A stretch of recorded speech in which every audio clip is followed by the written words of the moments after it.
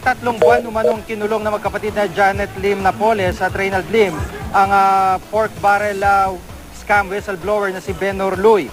Ang pagkakarescue po ng NBI nagbigay daan para sa pagsisiwalat nito nga sinasabing pork barrel scam. Narito po report ni JP Soriano.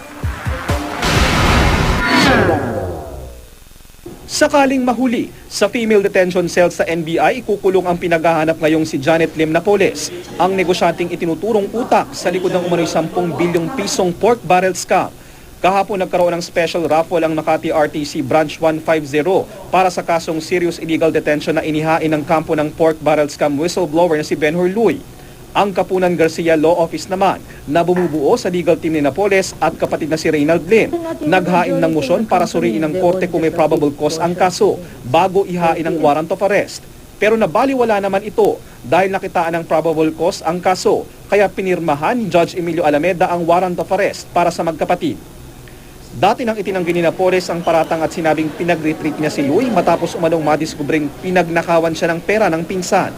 Nag-umpisa po yung illegal detention noong December 19, 2012 at na-rescue lamang si Ben Orluy noong March 22, 2013 or mahigit pong 3 buwan ang pagka-detain niya. Kahit po sabihin natin halimbawa lang na meron ngang kinangay na pera si Ben Orluy o meron siyang ginawang kasalanan sa kanila, hindi ho pwedeng sila ang magkulong kay Ben Orluy dahil hindi naman sila ang otoridad.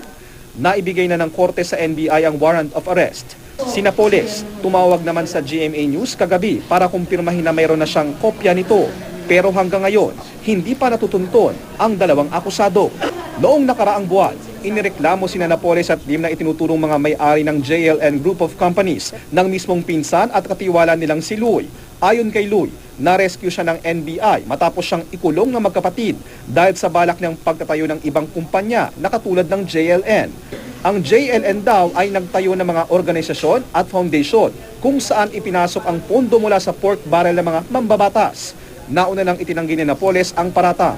Iginiit din niya na ang yaman at ari-arian ng kanyang pamilya ay nagmula sa kita ng isang coal mining company sa Indonesia. JP Soriano, GMA News.